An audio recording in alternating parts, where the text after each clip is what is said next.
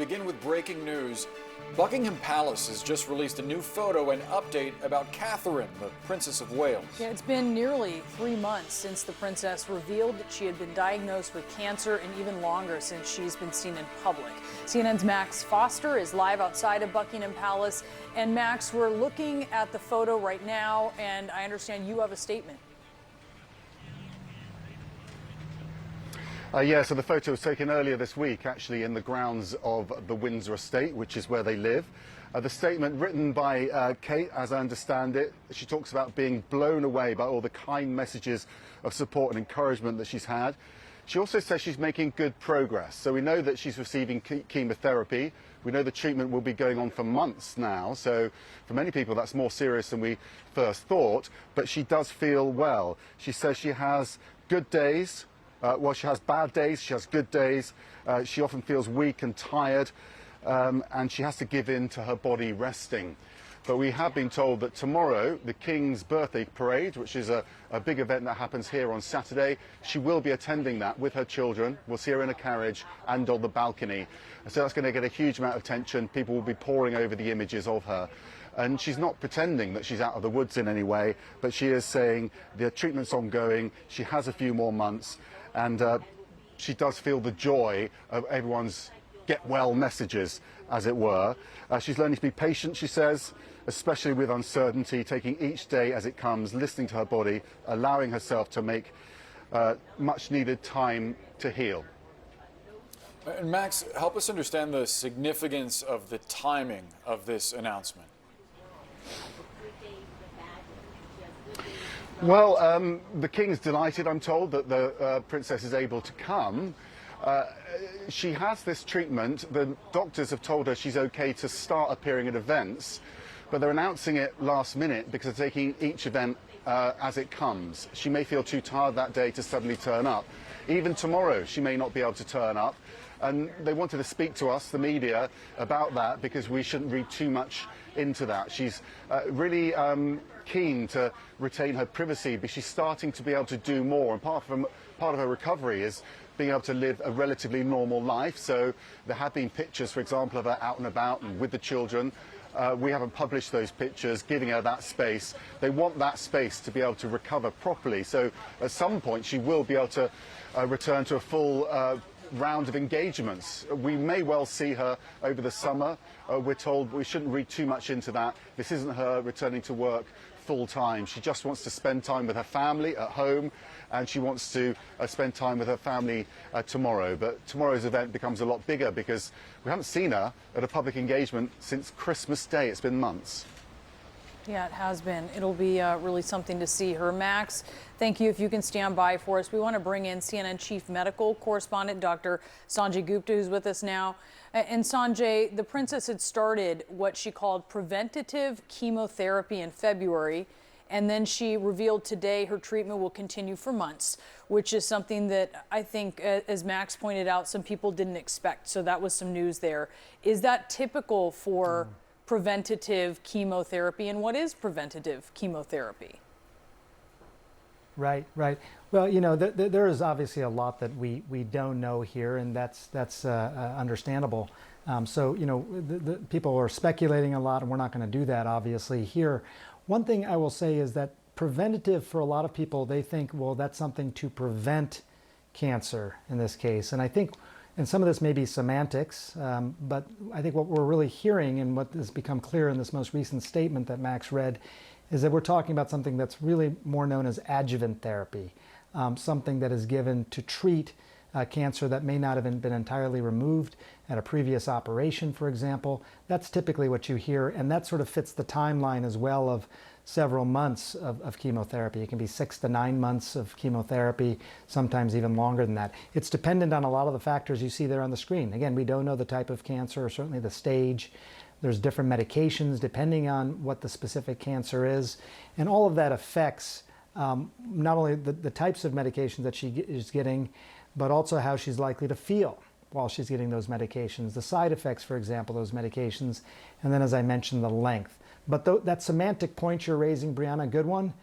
Preventative versus adjuvant therapy. Some people use those terms interchangeably, but it very much sounds like they are still treating her underlying cancer. Sanjay, she also says that she has good and bad days, and also says, quote, "I am not out of the woods yet." Yeah. What's your reaction to that?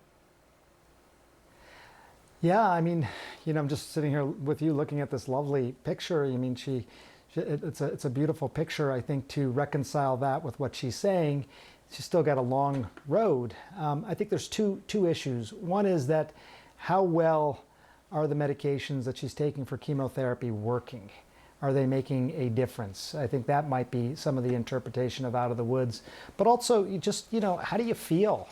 Good days, bad days. I hear that from a lot of my patients as well. Sometimes you feel actually pretty good. And then the next day, it can be very different. Even the next hour, it can be very different. And on the screen there, you see some of the things that people often talk about when they're undergoing chemotherapy. It's exhausting. You're basically trying to target all these different cells in the body. That can be very exhausting. People develop what they call chemo brain or brain fog.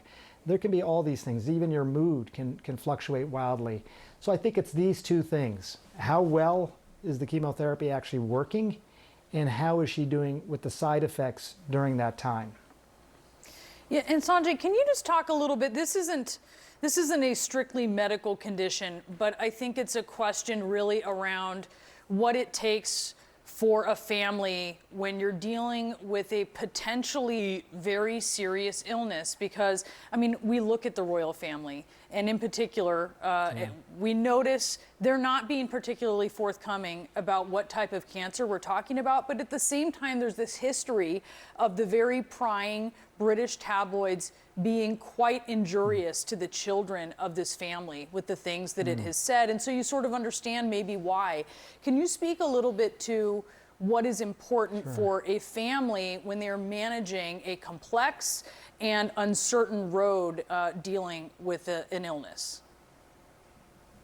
I can't even imagine how challenging this must be. I mean, again, I take care of patients, and I know, and they're not the royal family, and yet it upends your entire life. So when it upends your entire life like that, it's very hard to know how to proceed. And as Max was talking about, and as was mentioned in the statement, it's all uncertainty.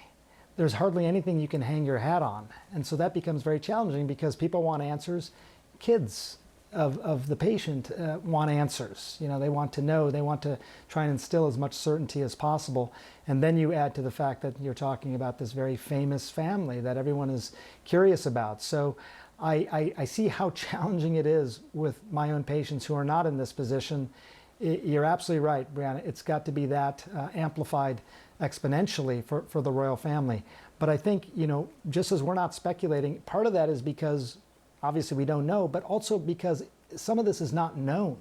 It's not like some of this is known and they're just not telling you. It's very unclear, I think, sometimes when you're giving adjuvant therapy, chemotherapy, exactly how the patient's going to respond. Is it going to work? And how are they going to tolerate those medications? That is an unknown. Dr. Sanjay Gupta, always great to get your perspective on these kinds of stories. Thanks so much. You got it. Thank you.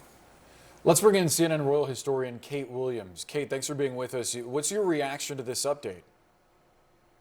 Well, what a moving statement from Princess Catherine here. I mean, we were very moved in March the 22nd, when she came on air and she told us that she was suffering from cancer, which was a great shock, I think, to people all around the world. And now here she is telling us in these very honest terms about her recovery. Good days and bad days. She's not out of the woods yet. And this really, I think, this beautiful photograph of her, this wonderful photograph on the Windsor estate with one of the fabulous old trees. And I think we've had all these conversations about royal photographs. This is a really beautiful portrait that I think shows a woman who is looking well, but also, as she says, going through a lot. And I think most of all, it's really wonderful news that we're going to see her tomorrow in the King's Trooping the Colour, his birthday parade. It's not his birthday till November, but the King gets 2 birthdays. It's a very strange custom. So we're going to see her in this parade, because I think many of us thought we weren't going to see her for a long time. So people will be thrilled to see her. And, obviously she's going through a lot, but she's really fighting through it.